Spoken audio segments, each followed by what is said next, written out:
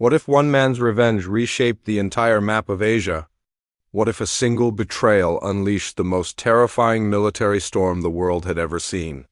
In the early 13th century, a caravan was slaughtered on the western frontier, and that single act lit the fuse of an empire's annihilation. This wasn't just war. It was vengeance on a scale so vast, so methodical, that it erased a civilization from history itself. The man behind it? Genghis Khan, a name whispered with awe and fear. Even 8 centuries later, but how did a nomadic horse lord from the steppes of Mongolia bring the mighty Khwarezm Empire, a power stretching from Persia to Central Asia, crashing down in less than 2 years? How did his strategy turn chaos into precision and betrayal into total destruction? Stay till the end, because what you're about to hear isn't just history. It's a masterclass in strategy, deception, and unstoppable determination. Make sure to subscribe and turn on notifications, because this story of vengeance, genius, and empire-destroying fury will change how you see warfare forever. Now, let's begin with the spark that ignited Genghis Khan's wrath. The spark of brilliance. Have you ever wondered what happens when arrogance blinds an empire? Or how one fatal insult can awaken a storm no wall, no army, no king could ever stop? It began not with an army, but with a caravan. In the year 1218, the Khwarezmian Empire stood tall, a glittering power of the Islamic world stretching from Persia to the edge of India. Its ruler, Shah Ala ad-Din Muhammad, commanded cities of gold, scholars, and soldiers beyond counting. To the west lay the Caliph in Baghdad. To the east, the steppes, wild, untamed. And home to a rising force the Shah dismissed as barbarians. That force was led by a man whose legend was still forming, Temujin, the great Khan of the Mongols. By now, Genghis Khan had unified the tribes of Mongolia under his banner, forged discipline out of chaos, and built an army that moved like wind and struck like lightning. Yet he wasn't seeking war with Khwarezm. Not yet. He sought trade, silk, spices, gold. He envisioned a peaceful exchange between equals. So he sent an enormous caravan, hundreds of merchants, guarded by envoys bearing his seal of peace, across the desert to the city of Otrar. They came bearing fine furs, rare textiles, and messages of friendship. But to the Shah's governor of Otrar, a man named Inalhuk, it was all too suspicious. How could steppe nomads suddenly come with such wealth and confidence? To him, they must have been spies, and so he made a choice that would change history forever. He seized the caravan. Every merchant was executed, their goods confiscated. News of this reached the Shah. He could have punished his governor, apologized, or tried diplomacy. Instead, he smirked. The Shah, surrounded by his courtiers, said the words that sealed his empire's doom. "Let the Mongol dog bark. We are lions of Khwarezm." When Genghis Khan received word of the slaughter, the messenger trembled as he delivered the details. The Khan listened in silence, his expression unreadable. Then he sent a diplomatic mission, 3 men, to the Shah himself, offering a final chance to make amends. But the Shah humiliated them. One was executed. The others were sent back with their beards burned off, an act of utter contempt in Mongol culture, that night. As the Khan sat alone beneath the endless Mongolian sky, the legend says he looked toward the west and whispered, "I will blot out their name." The winds across the steppe carried his vow, and from that moment the fate of an empire was sealed. The mobilization was like nothing the world had seen. Tens of thousands of horsemen gathered, not in chaotic tribes, but in perfect order, every unit disciplined, every man bound by a single code. The Khan's generals, Jib, Subutai, Joki, and Shagatai, each legends in their own right, rode under banners black as night. Scouts mapped the deserts and mountain passes, ensuring no surprise could await them. But here was the genius. Instead of charging straight at Khwarezm's armies, Genghis Khan began with deception. He spread rumors of weakness, of internal rebellion among his sons, of divided command.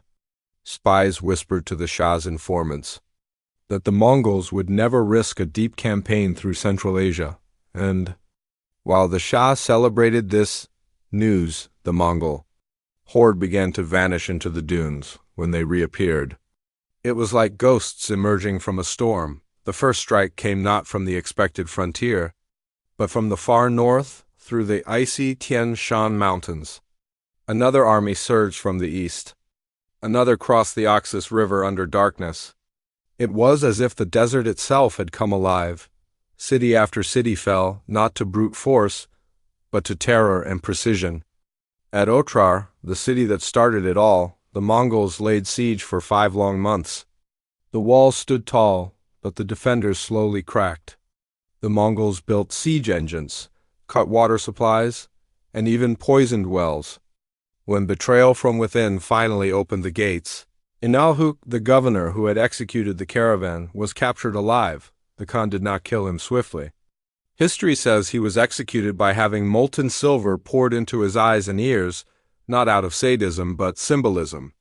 The man blinded by greed and deaf to reason met his end in poetic justice. Yet, while Otrar burned, the Shah underestimated the scope of the storm still forming. He believed Genghis Khan's forces would tire, that his empire was too vast to fall. But Genghis Khan was no ordinary conqueror. He was an engineer of psychological warfare. He spared cities that surrendered, annihilated those that resisted, and spread survivors to tell tales of unimaginable destruction. Every city that refused his rule became an example. Every survivor became his messenger of fear. But amid this rising inferno, a new twist unfolded, one that would reshape the campaign. As Genghis Khan's forces swept westward, the Shah made a critical miscalculation. He divided his armies, scattering them across distant fortresses, believing numbers alone would protect him. But to the Mongols, dispersed enemies meant isolated prey. One by one, his generals struck Subutai, chasing fugitives across deserts, gashing garrisons in lightning raids. Villages surrendered before the Mongols even arrived, terrified by the rumors of vengeance, and yet, even in victory, Genghis Khan's mind was restless. Reports came of the Shah fleeing deeper west, abandoning his cities and armies. The Khan's vengeance was incomplete. The empire's head still breathed. The final act of vengeance would demand something no one had attempted before: a pursuit across continents, into lands the Mongols had never seen, through mountain passes where even birds feared to fly. But before that storm broke, a strange silence settled over the steppe. The Mongol camps flickered with torchlight as the Khan gathered his generals for a final council. His words that night were simple, cold, and unforgettable. He thought he could hide behind cities. Let him learn that there is nowhere in this world beyond my reach. And with that, the world turned toward its next chapter, the fall of a Shah, and the birth of a legend that would haunt history itself. The deserts would soon echo with the sound of hooves once more. To the Shah, the Mongols were far away, mere whispers in the wind. He couldn't have known that by the time the wind reached his palace, it would carry more than sand, it would carry death. The chase was about to begin. The fall of the Shah show what happens when the hunter becomes the hunted. When a ruler who commands an empire suddenly finds himself chased by shadows across deserts and mountains. As dawn broke over the city of Samarkand, the Shah's banners still fluttered proudly. The call to prayer echoed from its turquoise domes, merchants filled the bazaars, and guards watched from the ramparts, unaware that death was already racing toward them on 1,000 hooves. The Shah had convinced himself the Mongols could not cross the deserts. No army could. But Genghis Khan wasn't an ordinary commander.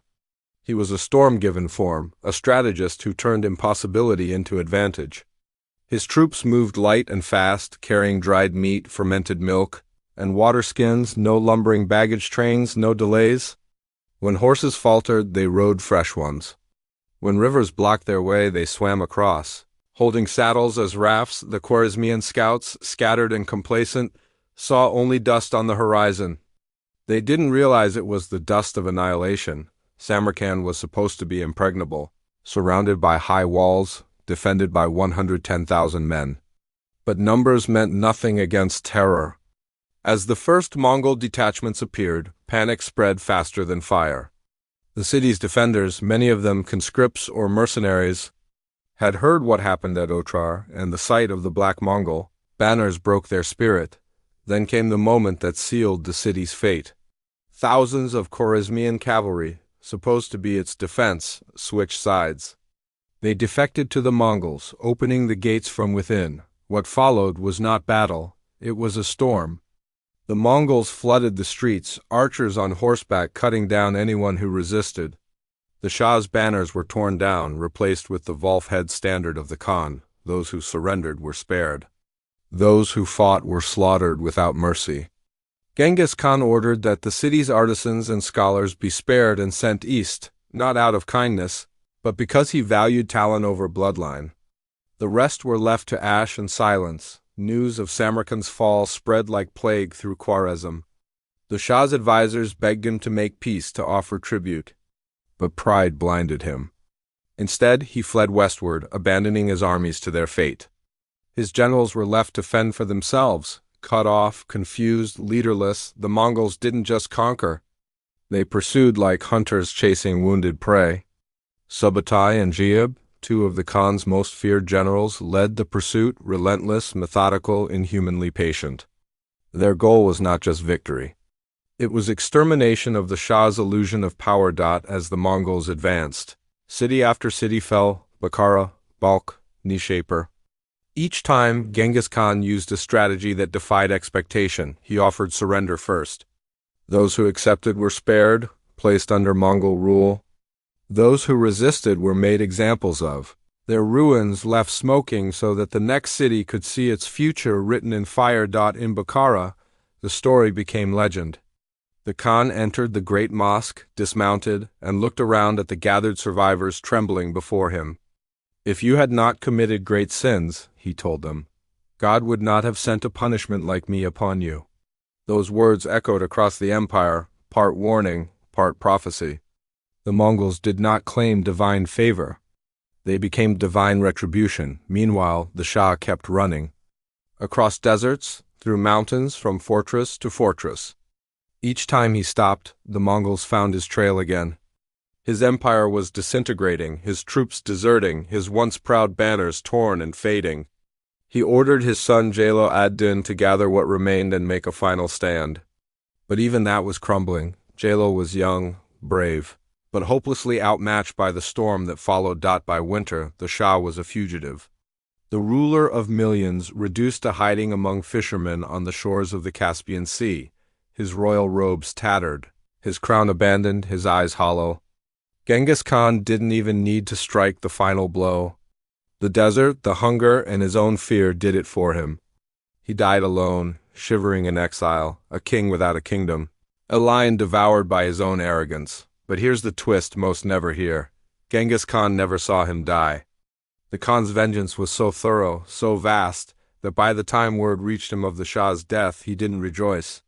He simply nodded and said, "If he had 100 lives, it would not have been enough to repay his crime."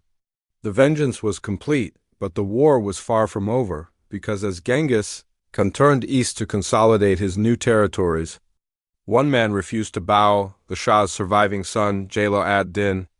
Young, proud, and desperate, he gathered the remnants of Khwarezm's armies and fled south toward the Indus River, determined to rebuild what his father had lost. To Genghis Khan, this was unfinished business. He could not allow the bloodline that defied him to live on. And so, the stage was set for one of the most dramatic confrontations in history, a chase across mountains, deserts, and rivers where courage met destiny, and a prince's defiance collided with the will of the Khan. The Mongols rode again. Not for empire this time, but for the final act of vengeance.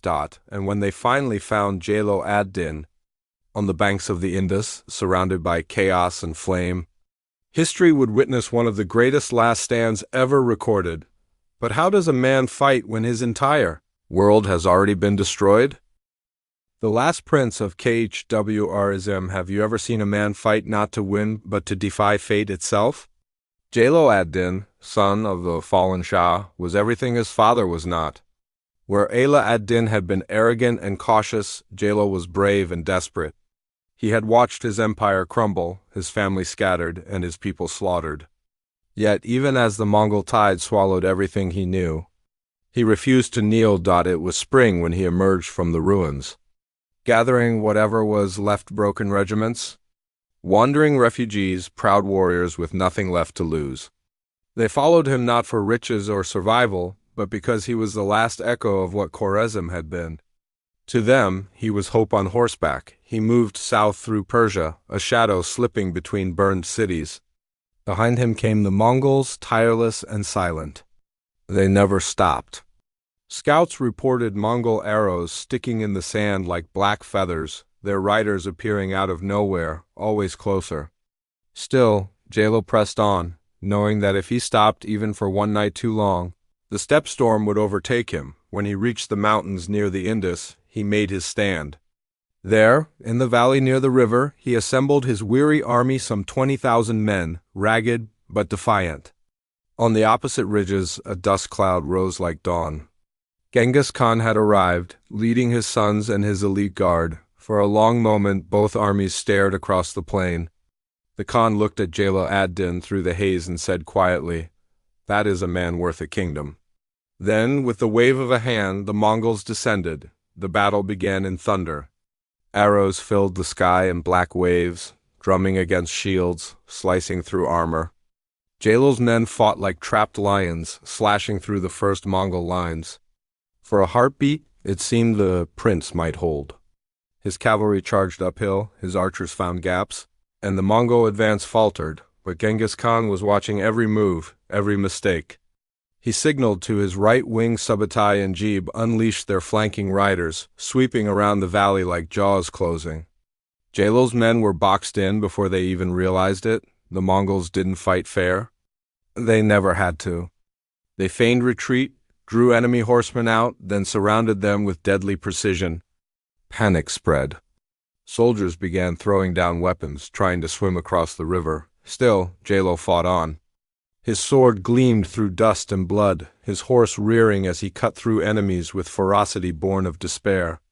Genghis Khan watched from a nearby hill, his face unreadable, perhaps even admiring the young man's courage at the height of the chaos. Jalal ad-Din saw the trap tightening and made his choice. He spurred his horse toward the river, driving it to the edge of a steep cliff that plunged into the rushing Indus below. Behind him, the Mongols shouted for his capture. Ahead, the river roared like an abyss. He turned in the saddle and raised his sword toward the Khan's lines, a final gesture of defiance. Then, without hesitation, he drove his horse off the cliff. For a moment, time stopped. The horse plunged through the air, splashing into the waters far below. Against all odds, Jalal surfaced, gasping, still clutching his sword. He swam toward the opposite bank while Mongol arrows hissed around him. None struck true. From the ridge above, Genghis Khan watched silently. His generals waited for an order, but none came. The Khan finally spoke, his voice low but carrying over the wind. "Such a son is worthy of a father, even if that father was unworthy of a son." He turned his horse away. The pursuit ended there. Jalal ad-Din escaped into India, where he would wander as a king without a kingdom. Always pursued by ghosts, the Khan, however, left the banks of the Indus victorious. His vengeance was complete. Yet something shifted in him that day. He had crushed an empire, erased cities, punished betrayal with fire and iron, but watching that young man leap into the river, he had glimpsed the spirit that mirrored his own, for the first time in years. Genghis Khan spared an enemy out of respect, not strategy. Perhaps he recognized in Jalal the same fire that once burned in himself, the refusal to be broken. As the Mongols rode back through the smoking ruins of Khwarezm, the land lay silent. What had once been an empire was now nothing but ash and bones, its cities renamed or forgotten. Trade routes turned to graveyards. Whole regions went dark for generations, but even in that silence, stories survived: the tale of the merchant caravan, the insult, the vengeance, and the leap into the river that defied an empire. The Khan returned to Mongolia, a legend made flesh. Yet his heart, hardened by conquest, carried a strange unease. He had destroyed his enemies utterly, but at what cost to his own soul? That question would haunt him in the years to come, as new wars began and old wounds refused to fade. Because once a man learns that no empire can stand against his will, the only enemy left is the one within. The shadow of the Kate. What happens to a man after he's conquered everything he ever wanted? When vengeance is complete and yet peace feels like an illusion? The steppe winds howled over Genghis Khan's camp as he returned from the west. The fires of Khwarezm had cooled, the last embers of its empire scattered to the deserts. The mission was done. The insult avenged. The caravan massacre repaid 1,000-fold. But deep within, something unsettled stirred a silence that victory could not fill. He sat in his tent. The same felt tent he had carried since his youth, but the air around him felt heavier now. The faces of the dead, the screams of burning cities, the rivers that ran red, all of it replayed in the quiet of his nights. He had punished betrayal with divine fury, yet he wondered if vengeance had consumed something he could never regain. Outside, his generals celebrated. Subutai Jib Shagatai Joki, they toasted with fermented mare's milk, laughing over tales of battles won and enemies crushed. But among them there was tension too, a silent war of suns beneath the surface. The empire was growing faster than loyalty could keep pace. Joki, his eldest, had led with brilliance during the campaign. But rumors whispered through the camp's whispers that Joki was not the Khan's true son, that his mother, Bert, had conceived him during her brief capture years ago. To most Mongols, bloodlines were sacred. To Genghis, loyalty was. Yet those whispers festered like an unseen wound. One evening, Genghis summoned his sons. The great Khan sat cross-legged by the fire, his gaze fixed on the horizon as the last light faded. "We have crushed Khwarezm," he said softly. "But unity is harder to conquer than any kingdom." Joki met his father's eyes. "You doubt my loyalty, father?" The Khan's silence was an answer. The wind outside moaned through the tents. Cha Jai, sharp-tongued and proud, interrupted. "We all know the truth. Joki's blood is not pure. He fights with us, yes, but who does he truly serve?" Joki stood, his jaw tightening. "I have shed blood for this empire while others talk. What matters more, your gossip or my deeds?" The tent grew still. Even Subutai, who feared nothing, dared not speak. Genghis finally raised his hand. "Enough, you are brothers. Yet if brothers cannot trust each other, the empire will rot before it grows." But in his heart? The Khan knew what had begun could not easily be undone. That night, as torches flickered in the distance, he walked alone into the steppe, the endless stars glimmering above. The same stars he had slept under as a boy, when he was still Temujin, hungry and hunted. He remembered the betrayals, the exile, the cold nights when his only comfort was revenge. Now, even surrounded by armies, he felt alone again. It was then that a messenger approached, dust-covered, trembling, carrying strange news from the west. The remnants of the Khwarezmian army were not entirely destroyed. A few fugitives had fled across Persia, stirring unrest among distant tribes. One name kept reappearing, Jalad-Din. The Khan paused. That name again. The prince who had escaped across the Indus, he had admired the boy's defiance, but admiration did not erase defiance. Jalal was rebuilding small forces, harassing Mongol outposts, striking caravans. Nothing large enough to threaten the empire, but a spark, if left to burn, could become another fire. Genghis Khan closed his eyes. For a long moment he said nothing. Then he whispered, "Send Subutai. End the embers before they rise." As the rider galloped away into the dark, the Khan turned back to the steppe horizon. The sky was bruised with dawn, and he realized something bitter. Vengeance never ends. It only changes its face. In the months that followed, the Mongols swept deeper into Persia, erasing every trace of Khwarezmian resistance. Jalal's name faded into rumor. The prince turned fugitive again. Yet Genghis found no satisfaction in the reports. Each new conquest only deepened the silence inside him. He began to see visions, his mother's voice, the faces of those who had betrayed him long ago, and the faces of those he had buried in the name of unity. The Khan who once rode like the wind now sat longer in thought, staring into the fire, and as if fate wished to mock him. A messenger arrived from China, the Jin dynasty. His old rivals in the east had begun to rebel again. Emboldened by news that the Khan's armies were far away, His conquests stretched from the Caspian Sea to Korea, but his enemies multiplied like ghosts. The world was vast, but even an empire forged by lightning could not hold all storms at once. He gathered his council once more, his voice quieter now, his words carrying the weight of years. We conquered Khwarezm because of pride mine and theirs. Never let vengeance blind you as it did them. His sons listened, but he could see in their eyes the same hunger he once had. History, he realized, would repeat itself through his own blood. One night, under a cold moon, he asked Subutai, "Tell me, what do men fear more, defeat or peace?" Subutai answered carefully, "Peace, great Khan, for in peace men face themselves." The Khan smiled faintly, a weary smile. "Then perhaps that is the one battle I can never win." He rode again east, leading his armies into new lands as if running from the ghosts behind him. But the shadow of Khwarezm followed, whispering through the wind that even the greatest conqueror cannot outrun the weight of his own victories. And somewhere beyond the horizon, in the deserts he had once burned, new tribes began to stir again. The ashes of empire still breathed. The story was not over, because even after Genghis Khan had destroyed Khwarezm, another war awaited him, one not of kingdoms but of destiny. The storm had ended, but its echo was only beginning. The empire of Boneshave, you ever noticed that the moment a man believes he's untouchable is the moment destiny begins to write his downfall? Years had passed since Khwarezm's destruction. The Mongol banners now cast their shadow from the Pacific to the Caspian, their riders feared in every corner of the known world.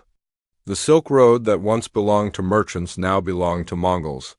Cities that had once defied Genghis Khan now paid him tribute in gold, horses, and silence. But empires built on fire, always cool to ashen even the mightiest storm, eventually runs out of sky. By the mid-1220s, Genghis Khan was no longer the young warrior who once fought for survival on the frozen steppe. His beard had silvered, his scars deepened, and his eyes, once burning with fury, now looked farther than conquest. He had everything: wealth, territory, power beyond imagination, but each victory seemed to echo more faintly than the last. Still, the Khan could not rest. The Jin dynasty in northern China had betrayed its peace treaties. Rebellion stirred again. The empire demanded his presence, and once more he rode out to war. The journey east became a pilgrimage through Gosokrar, Samarkand, Bukhara, all silent reminders of his vengeance. The cities had not recovered. The rivers still ran sluggish over buried bones. Children grew up in ruins, never knowing their parents' names. Sometimes, as he camped near those haunted places, Genghis would walk among the ruins alone. His generals avoided those hours. They said the Khan spoke softly to the wind, as if answering voices only he could hear, but history rarely waits for reflection. As the Mongols crossed the Tian Shan once more, a strange accident changed everything. Accounts differ. Some say he fell from his horse while hunting. Others whisper of an ambush or illness, but what is certain is that the Khan was grievously injured. He continued to lead, concealing his pain, but his strength waned with each passing moon dot, and with weakness came something new: doubt. He called his sons to him, summoning Joki, Chagatai, Gedai, and Tolui. The air in the tent was thick, the old rivalries still simmering beneath forced obedience. Joki's place remained uncertain. His father's suspicion lingered like smoke. Genghis, tired of the bitterness, finally spoke words none of them expected: "The empire must outlive me. Choose unity, not vengeance." But the silence that followed said everything. Only Gedai, steady and mild, met his father's gaze with calm loyalty. Genghis saw in him not the fire of conquest, but the balance of rule. It was decided then the third son would inherit the empire. Joki was absent, already estranged, perhaps knowing the decision before it was spoken. Within months, word reached the Khan that Joki had died under mysterious circumstances. Some whispered it was poison. Others said it was heartbreak. Either way, the bloodline that began in suspicion ended in silence, the Khan's vengeance. Khwarezm had outlived its purpose, but the poison of mistrust it planted had seeped into his own lineage. As he pressed on toward the final campaign against the Western Shay, his health continued to decline. Still, he refused to stop. Each day he mounted his horse, wrapped in furs, his body aching, his will unbroken. When the Western Asia refused to submit, he ordered their total destruction. The campaign was swift, merciless, final, but even as the last city burned, Genghis Khan's strength finally failed him. He ordered his tent to be set apart from the others, overlooking a desolate plain. His generals came one by one to pay their respects. Subutai bowed deeply, saying, "You built an empire from dust, my Khan. The earth itself bends to your will." Genghis only smiled faintly. "Dust returns to dust, Subutai. The wind carries all names away." As his breath grew shallow, he gave his final orders. His death must be kept secret until the army returned home. His burial site would remain unknown forever. The men who buried him would be executed to preserve the secret. "No monument," he said. "Only the land that bore me." And then, in that lonely tent, surrounded by the silence of conquered worlds, Genghis Khan, the man who had erased an empire, who had united nations with fear and awe, breathed his last, but death did not end his story. It only transformed it. When the army returned, carrying his body in silence across the plains, every village they passed was destroyed to keep the secret. The world never knew where the Khan was laid to rest. Some say his tomb lies hidden beneath the Khenti Mountains, guarded by eternal spirits. Others believe it was erased by time itself. Yet the real legacy he left behind was not buried in the earth. It lived in his sons, his laws, his conquests. Within a few years, the Mongol Empire would expand again, stretching from Korea to Hungary. The roads of Persia, once Khwarezm's pride, now pulsed with Mongol riders. The same empire he had crushed became the foundation for the world's first global trade network. And yet, among the Mongols, there was always an unease, a whisper that the great Khan's death marked not the end of conquest, but the beginning of something darker, because once a world learns to bow through fear, peace becomes impossible. His sons would fight over the inheritance of bones and ashes, just as rival kings once fought him. The vengeance he unleashed in Khwarezm had set a pattern that would echo for generations. For every city burned, a seed of defiance was planted. For every empire destroyed, another waited to rise. And though his tomb remains hidden, his shadow still rides across history, reminding mankind that no power, however absolute, can escape the price of its own creation. But Genghis Khan's story didn't end in his death. It lived on in the Mongol campaigns that followed, in the chaos of his succession, and in the strange transformation of a nation of warriors into the architects of the world's first connected empire. The question that lingered was not how he conquered the world, but whether he had changed it forever or doomed it to repeat his cycle of fire. The next chapter reveals the answer. The legacy of Fire, what happens when a man's shadow outlives his flesh, when his memory becomes greater and more feared than his armies ever were.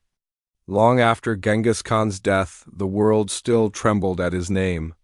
His empire did not die with him. It multiplied, dividing like fire, leaping from one field to another.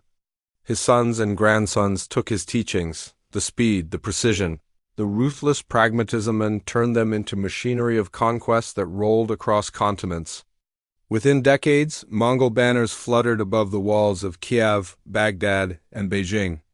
What began with a single insult at Otrar had reshaped the map of the world, but the story of Genghis Khan's legacy was not only written in blood, it was also written in the strange order that followed destruction. The Mongols, once raiders of trade caravans, became the guardians of trade itself.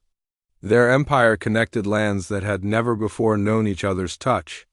Silk from China flowed west. Glass from Persia traveled east. Knowledge, art, and religion crossed paths on roads once paved with corpses.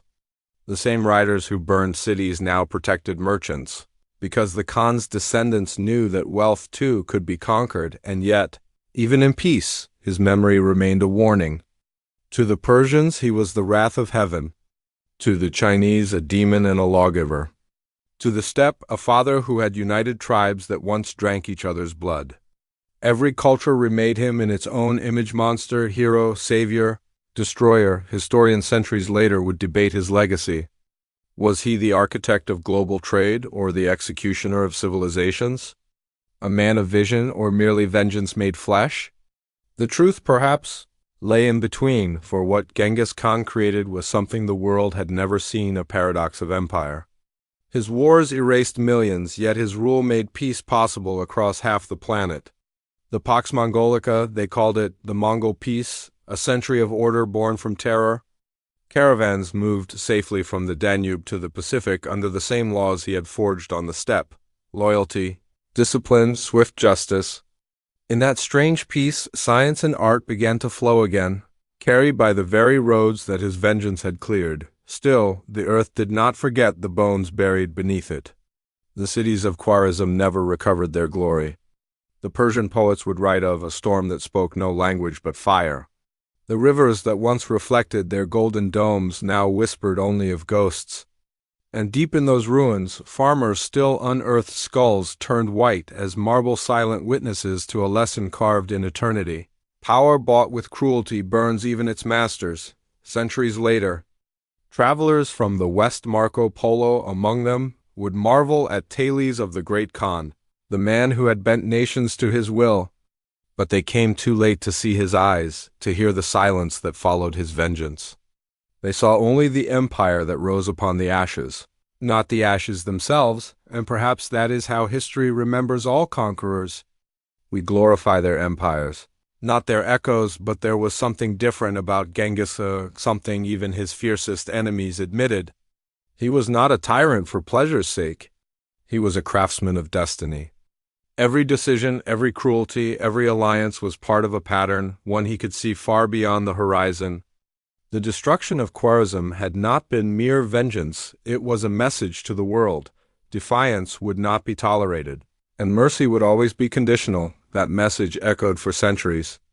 Kings who heard of his campaigns learned to fear swift retribution. Generals studied his tactics: feigned retreats, psychological warfare, mobility, deception. Even modern strategists would one day call him a master of asymmetric warfare.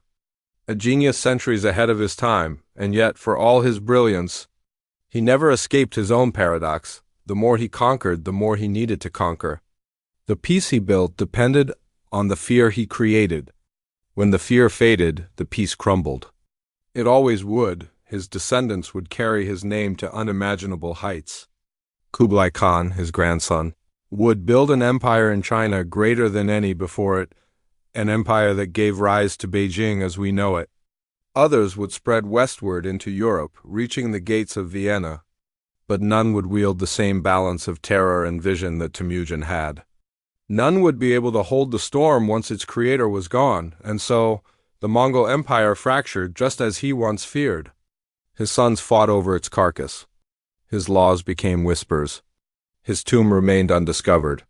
But his legend, the legend of a man who avenged an insult by reshaping the entire known world, never faded. 800 years later, his name still carries the weight of awe and unease. His bloodline still flows through millions. His strategies studied in military academies. His legacy debated by scholars and soldiers alike. And somewhere, across the endless Mongolian plains where the grass waves like the sea, the wind still hums a story older than memory, a story of a boy cast out into the cold who rose to break empires, who turned betrayal into legend, and who taught the world that fear itself could be forged into a weapon if you listen closely. The steppe still whispers his vow: I will blot out their name. And he did, yet what no empire could erase was his own, because even in death, Genghis Khan remains what he always was: not merely a man, not merely a conqueror, but the storm that taught the world how fragile power truly is. The end.